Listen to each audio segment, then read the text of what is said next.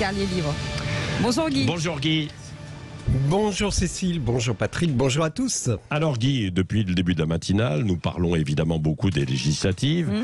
Donc j'imagine que vous avez décidé de les évoquer, mais très brièvement, non ?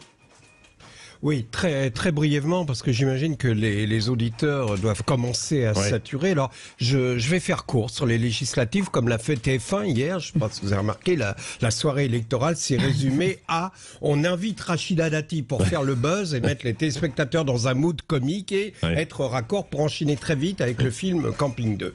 Donc, Rachida Dati a fait son show habituel des soirées électorales, mais l'effet de surprise est passé et maintenant, ces vannes tombent à plat. On s'aperçoit que ce sont des punchlines, mais qu'il n'y a rien derrière. Elle joue Madame sans gêne, mais ça devient gênant car il n'y a pas de fond. Et hier soir, au moment où elle balançait des vannes sur Emmanuel Macron, Gilles Boulot l'a interrompu pour lire un communiqué de Jean-François Copé qui annonçait que les LR proposaient un pacte de gouvernement au président de la République. Et donc là, évidemment, soudain, c'était pour les LR la mort en direct. On n'avait plus du tout envie de rire. On a aussi beaucoup parlé hier soir de l'élection de Madame Rachel Keke qui a battu Roxana Maracineanu en Seine-et-Marne. Tout le monde a insisté sur le fait qu'elle est femme de ménage dans un hôtel Ibis. C'est assez humiliant et le plus humiliant, c'est lorsque Sandrine Rousseau rappelle avec insistance ce statut social modeste parce que c'est démagogique et humiliant, je vous le dis, parce que Rachel Keke a un engagement syndical depuis des années. C'est une femme de conviction, mais on oublie ça et son propre parti la joue Cosette parce que évidemment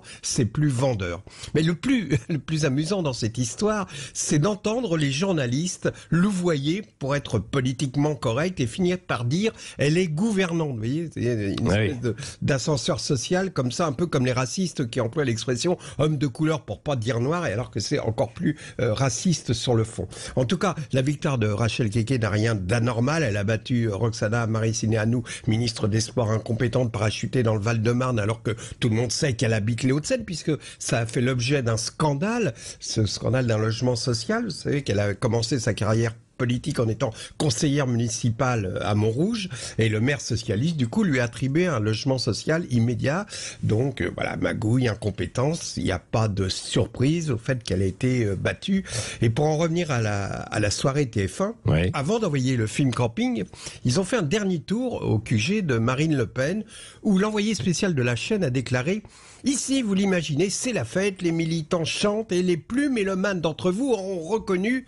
Alors là, quand on dit les plus mélomanes d'entre vous auront reconnu, on s'attend à ce qu'on cite derrière les concertos brandebourgeois de Jean-Sébastien Bach ou la symphonie du Nouveau Monde de Dvorak. Pas du tout. Pour TF1, le mot mélomane était associé à la chanson de Francky Vincent, Vas-y Francky, c'est bon, transformée en Vas-y Marine, c'est bon. Et d'ailleurs, même les militants des Rassemblements nationaux ont protesté devant pas la vulgarité sexuelle des paroles, mais le fait que ce soit un noir qui chante.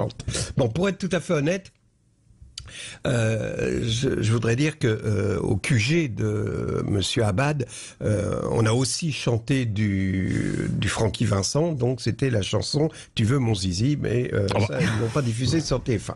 Ça a été tellement vite cette soirée électorale sur TF1 qu'on n'a même pas eu droit au discours d'Elisabeth Borne. On en était déjà au 12e pastis de Camping 2 lorsqu'elle est apparue sur les chaînes d'infos dans une lumière crépusculaire.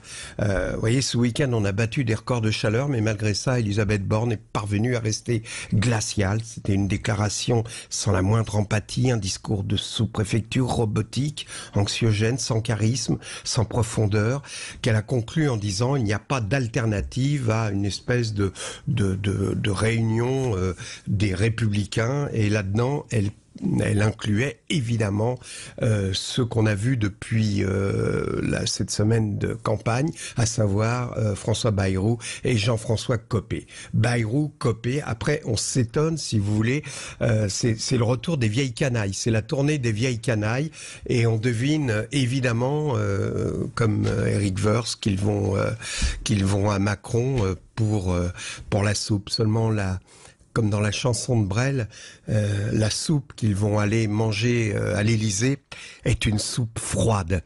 Et ça fait des grands schlurps. Écoutez.